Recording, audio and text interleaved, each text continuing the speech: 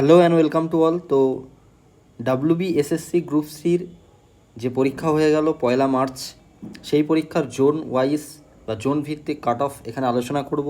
তো চলো ভিডিওটা শুরু করা যাক।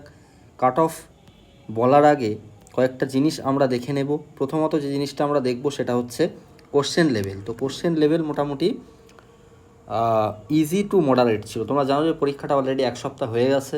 তো বিভিন্ন অ্যাসপিরেন্টস তাদের বা পরীক্ষার্থীদের মুখের কথা এবং তারা কেমন পরীক্ষা দিয়ে এসছে, কেমন ফিল করেছে, সেই অনুযায়ী কিন্তু এখানে কাট অফটা বলা আছে। আচ্ছা, প্রথম কোশ্চেন লেভেল কিন্তু ইজি টু মডারেট ছিল। অনেকে হয়তো বলবে যে কোশ্চেন খুবই ইজি ছিল।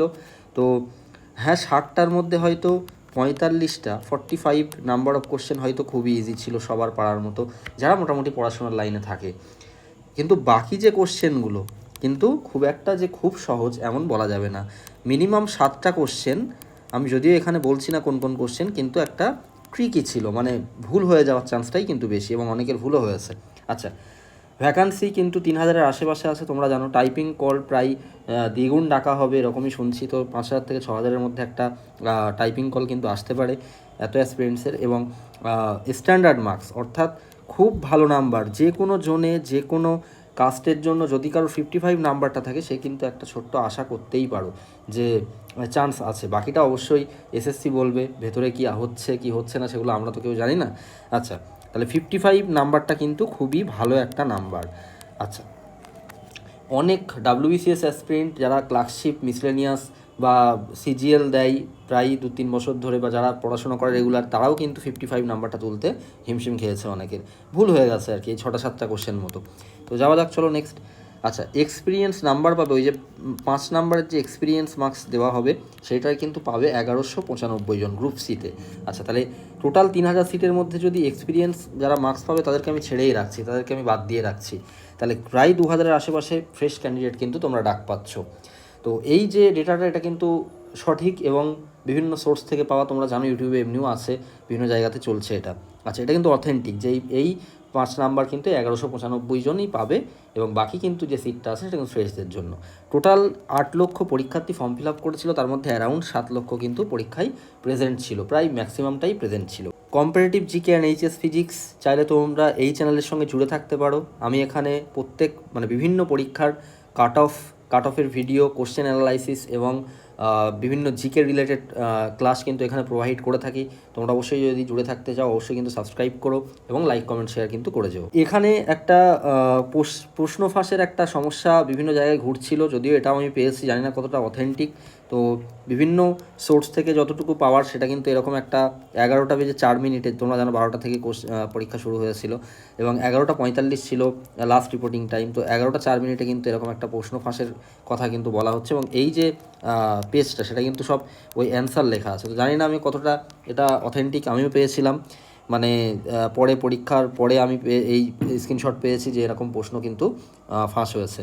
আচ্ছা, চলো প্রশ্ন ফাঁসের ব্যাপারটা বা আরও বিশৃঙ্খল পরিবেশের যে ব্যাপারটা সেগুলো বাদ দিয়ে আমি কাট অফ বলছি।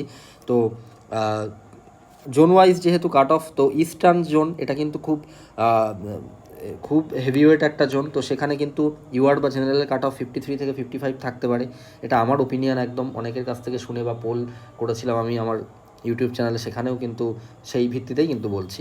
ওবিসি এ, ওবিসি বি 50 থেকে 52 এরকম একটা আশেপাশে থাকতে পারে। এসসি 49 থেকে 50, এসটি 46 থেকে 48, ইডাব্লিউএস 45 থেকে 46 এরকম।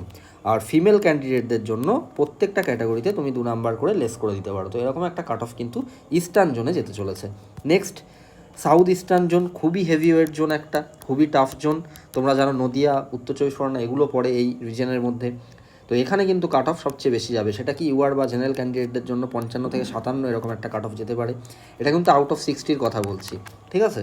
আচ্ছা, ওবিসি এ, ওবিসি বি 52 থেকে 55, এসসি 50 থেকে 53, এসটি 48 থেকে 50, ইডাব্লিউএস 46 থেকে 48, এবং ফিমেল ক্যান্ডিডেটদের জন্য কিন্তু 2 নাম্বার করে লেস করে দিতে পারো তোমরা, তাহলে কাট অফটা পাবে তাদের।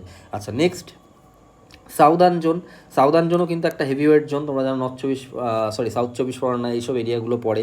তো এখানে কিন্তু ইউআর এবং জেনারেল কাট অফ 55 থেকে 56 চলে যেতে পারে। ওবিসি এ, ওবিসি বি 53 থেকে 55, এসসি হচ্ছে 50 থেকে 53, এসটি 48 থেকে 50, ইডাব্লিউএস 46 থেকে 48, এবং অবশ্যই ফিমেল ক্যান্ডিডেটদের জন্য তুমি 2 মার্কস করে লেস করে দাও। আচ্ছা, নেক্সট নর্দার্ন জোনের কিন্তু general cut off, Northern zone একটু হেভিওয়েট কম, এখানে কিন্তু কাট অফটা অল্প একটু সাউথ ইস্টার্ন বা সাউদার্ন থেকে একটু কম যেতে পারে, সেটা হচ্ছে 53 থেকে 55 এরকম একটা কাট অফ যেতে পারে জেনারেলদের ক্ষেত্রে। ওবিসি এ, ওবিসি বি 51 থেকে 52, এসসি 49 থেকে 51, এসটি 47 থেকে 49, ইডাব্লিউএস 45 থেকে 47 এরকম একটা কাট অফ কিন্তু যেতে পারে। আচ্ছা, ওয়েস্টার্ন জোনে সবচেয়ে কম কাট অফ যায়। তো ইউআর বা জেনারেল ক্যান্ডিডেটের ক্ষেত্রে কিন্তু 50-52 আশেপাশে এরকম একটা কাট অফ যেতে পারে। ওবিসি এ, ওবিসি বি কারো যদি 50 থাকে সে আশা করতে পারে 49 থেকে 51 এরকম একটা রেঞ্জ রেখেছি। এসসি 47 থেকে 49, এসটি 45 থেকে 47, ইডাব্লিউএস 42 থেকে 45 এরকম একটা রেঞ্জ কিন্তু থাকতে পারে। তো এই ছিল কাট অফের ভিডিও। তো অবশ্যই ভিডিওটি তোমাদের ভালো লাগলে একটা লাইক, কমেন্ট, শেয়ার কিন্তু করে যেও। তোমাদের কেমন মনে হচ্ছে যে কাট অফ কেমন যেতে পারে তোমরা অবশ্যই কমেন্ট করো, এবং তোমাদের যদি কোনো প্রশ্ন থাকে তাহলে অবশ্যই কিন্তু কমেন্ট বক্সে বলে যাবো। তো থ্যাংক ইউ ভিডিওটি দেখার জন্য।